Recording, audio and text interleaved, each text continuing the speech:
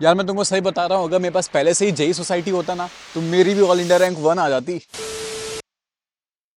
अगर तुम वो हो जो ऑल इंडिया रैंक 1 लाने से डरता नहीं है, तभी इस वीडियो में आना, नहीं तो तुम चाह सकते हो।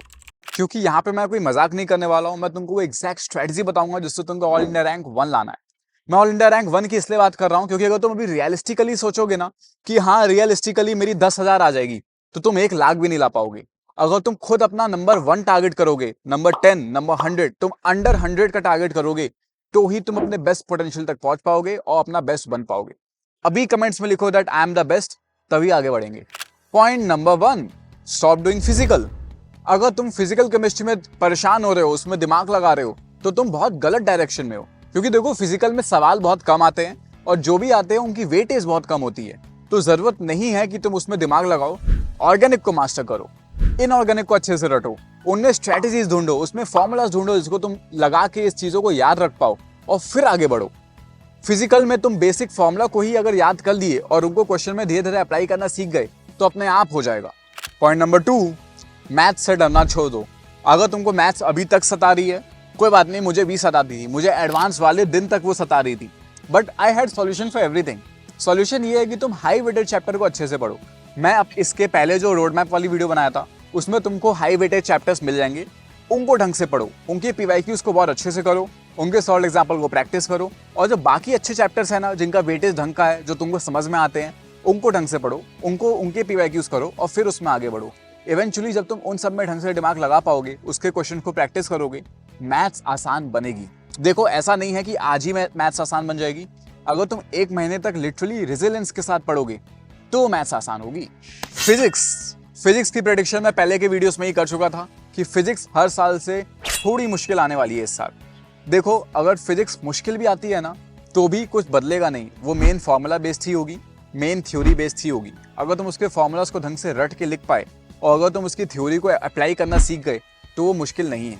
फिजिक्स में इंपॉर्टेंट चैप्टर्स नहीं होते हैं, उनके नाम भी मैं नहीं लूंगा, बट तुम्हारा काम ये है कि तुम फिजिक्स के बस फॉर्मूलाज को अच्छे से पढ़ो और पीवाईक्यूज में अप्लाई करके देखो। अगर तुम पीवाईक्यूज में ही सिर्फ अप्लाई करना सीख गए ना, फिजिक्स इज सेट। ओहो, next point is my favourite. ये जो किताब है ना ये बेस्ट है जेई के लिए। इस बैच में ना सबसे बेस्ट स्टूडेंट्स होते हैं, यहीं से निकलते हैं बच्चे। इस यूट्यूब चैनल से पढ़ लिए तो तुम्हारा हो जाएगा।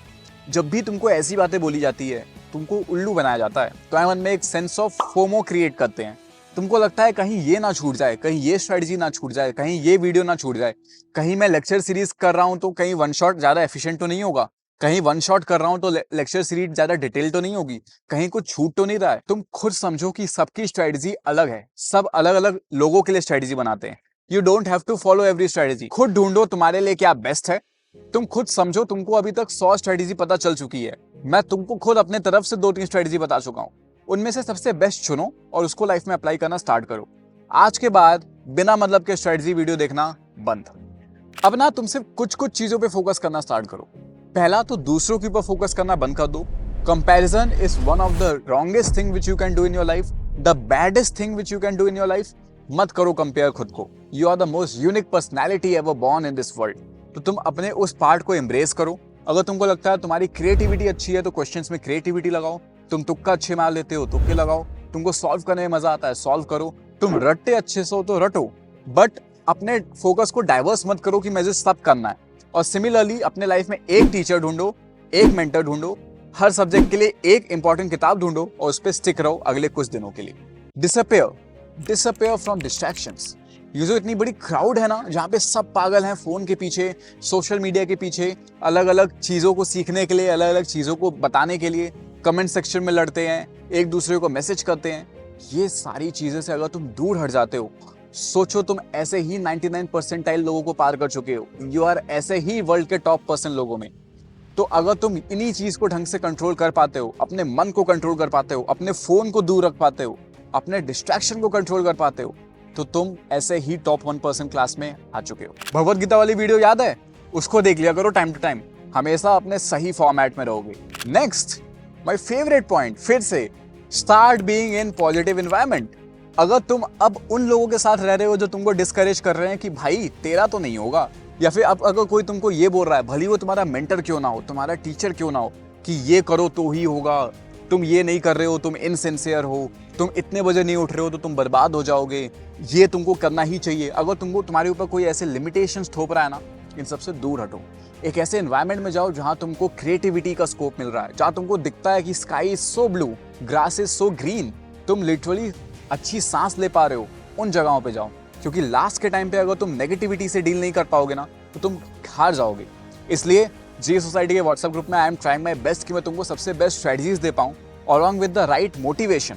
नेक्स्ट, बोर्ड्स की चिंता हो रही है भैया, बोर्ड्स का क्या करें, एग्जाम करीब आता जा रहा है, मेंस मेरा 0 है, एडवांस मुझसे होगा नहीं, बोर्ड्स में भी अगर 75 नहीं आए तो कोई फायदा नहीं है, क्या करें। देखो, बोर्ड्स इज समथिंग जिसको तुम मास्टर कर सकते हो, 90-95% ला सकते हो अगर तुम मेंस लेवल को ढंग से कर पाओ। अगर तुम मेंस में ही मक्कारी कर रहे हो तो तुम बोर्ड्स में कितना भी ले आओ, तुमको लास्ट में प्राइवेट में ही जाना पड़ जाएगा। नवंबर एंड तक सिर्फ मेंस पे फोकस करो। 12th के टॉपिक को चाहो तो बहुत अच्छे से कर सकते हो डेरिवेशंस के साथ, बट जरूरत नहीं है कि तुम बोर्ड्स के ऊपर टाइम देके अभी अपना टाइम वेस्ट कर दो। दिसंबर पे मैं एक वीडियो डालूंगा सिर्फ बोर्ड्स के लिए, जो तुम्हारे लिए एक्सक्लूसिव रहेगी, जिसमें तुम बोर्ड्स को मास्टर कर पाओगे।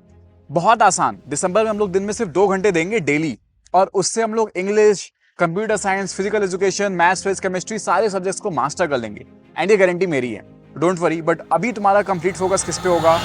JEE mains. Okay, now comes a part of motivation. भैया मोटिवेशन नहीं आता है, मुझे मन करता है प्रोक्रेस्टिनेट कर दे, आराम से पढ़े रहे, पढ़ने का मन नहीं करता, आजकल सिटिंग आवर्स नहीं बढ़ पा रहे हैं। देखो, मोटिवेशन 2 कारणों से नहीं आता है। पहला, इंटरनल मोटिवेशन का गायब होना, और दूसरा, एक सेंस ऑफ पर्पस ही ना होना। अगर तुमको इंटरनल मोटिवेशन लाना है तो तुम वो सोचो कि तुमको जेईई क्रैक करना क्यों है। लास्ट वीडियो के कमेंट सेक्शन में तुमने बताया था ना तुमको जेईई क्रैक क्यों करना है, बस उसी चीज की एक फोटो लगा लो। अगर उसका रीजन ये है कि तुमको आईआईटी रुड़की जाना है, उसकी फोटो लगा लो, आईआईटी बॉम्बे जाना है, उसकी फोटो लगा लो, मम्मी पापा के लिए जाना है, उनकी फोटो लगा लो, खुद को प्रूफ करना है, अपने ही फोटो लगा लो, और तुम ये देखो कि तुम खुद को देख रहे हो। मैं भगवान श्री कृष्ण की फोटो लगाता हूँ कि वो मुझे देख रहे हैं, तो अब मुझे लिटरली काम करना पड़ेगा। और अगर तुम्हारे अंदर सेंस ऑफ पर्पस नहीं है ना, तो मैंने पहले एक वीडियो डाली थी जिसमें मैं तुमको ये बताया था कि एक शीट ऑफ पेपर लो, उसमें सारे चैप्टर्स के नाम लिख लो, और उसके बाद 3 कॉलम डालो। नंबर 1, उसके तुम्हारी थ्योरी हो चुकी है। नंबर 2, उसके क्वेश्चन प्रैक्टिस हो चुके हैं। नंबर 3, उसके पीवाईक्यूज हो चुके हैं। अगर तुम उसकी थ्योरी कर चुके हो तो 1 टिक, अगर तुम उसके क्वेश्चंस में कॉन्फिडेंट हो तो दूसरा टिक, अगर पीवाईक्यूज भी बनने लग रहे हैं तो तीसरा टिक। अगर तुम इस एक्टिविटी को करो, उन शीट्स को बनाओ और अपने सामने चिपका लो। सुबह उठ के तुम्हारा काम यह है कि तुमको एक दिन के अंदर एटलीस्ट 1 टिक तो बढ़ाना है, बस डेली करो। क्या पता वो शीट इतनी भर जाए कि लास्ट के 10 दिन में तुम्हारे पास टिक बढ़ाने की जगह ही ना बची हो। फिर आता है the eternal problem of procrastination. Procrastination का इलाज मैं तुमको यहाँ बता सकता हूँ, but it is very huge. It is something जिसके लिए तुमको थोड़ी डीप फिलोसॉफी की जरूरत है। ये तुमको मैं एक अलग दूसरा वीडियो आने वाला है जिसका मैं तुमको अभी अनाउंसमेंट दे रहा हूँ, that is the Bhagavad Gita video on procrastination. इससे तुम्हारे अंदर की लेजीनेस मर जाएगी, तुम्हारा प्रोक्रेस्टिनेशन आत्महत्या कर लेगा, तुम्हारे अंदर वो विजडम आ जाएगी कि तुम खुद एनर्जेटिक रहोगे, मोटिवेटेड रहोगे और एक्शंस को ले पाओगे। क्यों? क्योंकि वो विजडम दुनिया की सबसे एंशिएंट और सबसे एटर्नल विजडम है जो हर इंसान के लिए एप्लीकेबल है।